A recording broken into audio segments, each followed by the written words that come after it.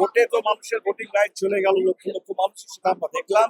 তার ফলে পশ্চিমবাংলার নির্বাচনেও যেটা একটা ফ্রি ফেয়ার ইলেকশন হওয়া উচিত ছিল, সেই নির্বাচনটা কি ধরনের বিকৃত একটা নির্বাচন হলো সেটাও আমরা দেখলাম। কিন্তু সেই বিকৃতিটা যদি সরিয়েও রাখি, যাদের ভোটিং রাইট চলে গেল তাদের এবার সমাধান কি? এই ট্রাইব্যুনাল, কটা ট্রাইব্যুনাল? আমরা দাবি করেছি যে অন্তত প্রত্যেকটা ব্লকে যদি ট্রাইব্যুনাল না হয়, এই ট্রাইব্যুনালের খরচকে বেয়ার করবে, এই খরচ রাষ্ট্রকে বেয়ার করতে হবে। তাহলে অত্যন্ত দ্রুত একটা নির্দিষ্ট সময়ের মধ্যে এটার মীমাংসা দরকার। দ্বিতীয় প্রশ্নটা হচ্ছে, যাদের ভোটিং রাইট চলে গেছে তাদের আমরা দেখছি তাদের রেশন চলে যাচ্ছে, তাদের বিভিন্ন ক্যাশ ট্রান্সফার যে ওয়েলফেয়ার রাইটস গুলো ছিল সেগুলো চলে যাচ্ছে, তাদের রিজার্ভেশন আটকে যাচ্ছে। এবং টেলিগ্রাফের মতো পত্রিকার সম্পাদকের ক্ষেত্রে, রাজা গোপালের ক্ষেত্রে আমরা দেখলাম যে তার নাম চলে গেল বলে ভোটার লিস্ট থেকে, তার পাসপোর্টের রিনিউয়াল আটকে গেছে। তাহলে একজন ভোটার, যার ভোটার লিস্ট থেকে নাম চলে গেল, তার এক ধরনের বলতে গেলে একের পর এক তার অস্তিত্ব এখন সংকটে, তার সমস্ত নাগরিক অধিকার সংকটে। তাই এই ব্যাপারটা নিয়ে আমরা চাই যে পশ্চিমবাংলা কেন গোটা দেশ জুড়ে এই সমস্ত ডিলিটেড ভোটার, বৈধ বাতিল বৈধ ভোটার, তাদের ভোটিং রাইট ফিরিয়ে দেওয়া হোক এবং তাদের সম্পূর্ণ নাগরিক অধিকার এবং অস্তিত্ব, সেটা নিয়ে যে এই মুহূর্তে একটা প্রহসন চলছে, এই প্রহসন বন্ধ।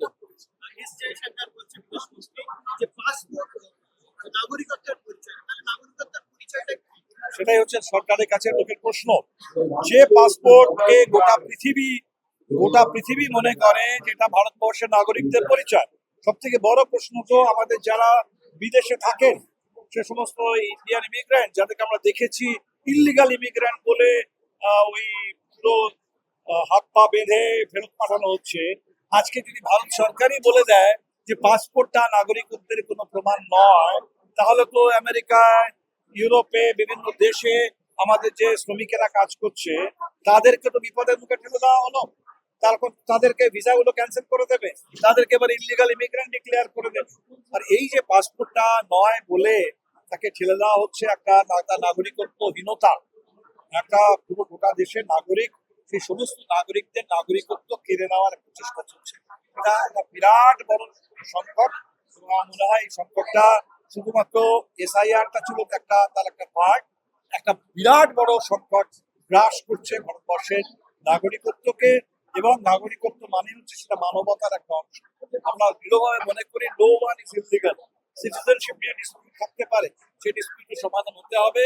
কিন্তু আমাদের সংবিধানে যে সমস্ত হিউম্যান রাইটস এর কথা আছে, সেটা শুধুমাত্র সিটিজেনদের জন্য নেই, সেটা সকলের জন্য আছে যারা ভারতবর্ষে এই মুহূর্তে আছে।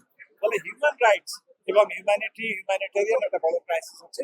আমরা চাই এটা বন্ধ হোক এবং প্রত্যেকের সম্পূর্ণ হিউম্যান রাইটস এর গ্যারেন্টি ভারতবর্ষে।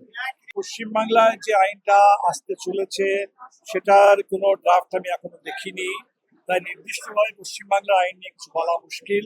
কিন্তু এখনো পর্যন্ত বিভিন্ন রাজ্যে যে ইউসিসি গুলো এসছে, এটার ভিত্তিতে কয়েকটা কথা বলা যায়। প্রথম কথা, ইট ইজ নট ইউনিফর্ম, এটা একটা সিলেক্টিভ কোড। কারণ এখানে শ্রমিক বাবু বললেন যে আদিবাসীদের উপরে অ্যাপ্লাই হবে, আদিবাসীদের উপরে যদি অ্যাপ্লাই না হয় তাহলে আরেকটা সম্প্রদায়ের উপরে কেন অ্যাপ্লাই হবে?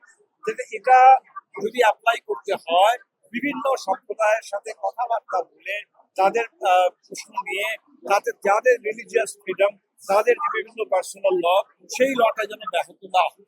দ্বিতীয় যে বড় প্রশ্ন, যেটা আমরা উত্তরাখণ্ডে দেখেছি, পশ্চিমবাংলাতে শুনছি, এটা শুধু কমিউনিটির প্রশ্ন না, এটা ইন্ডিভিজুয়াল একজন সিটিজেন, তার ইন্ডিভিজুয়াল লিবার্টি, তার ইন্ডিভিজুয়াল রাইটের প্রশ্ন।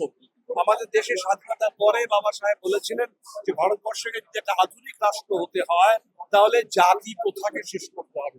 এবং জাতি প্রথা তখনই শেষ হবে যখন intercaste marriage that will become the norm.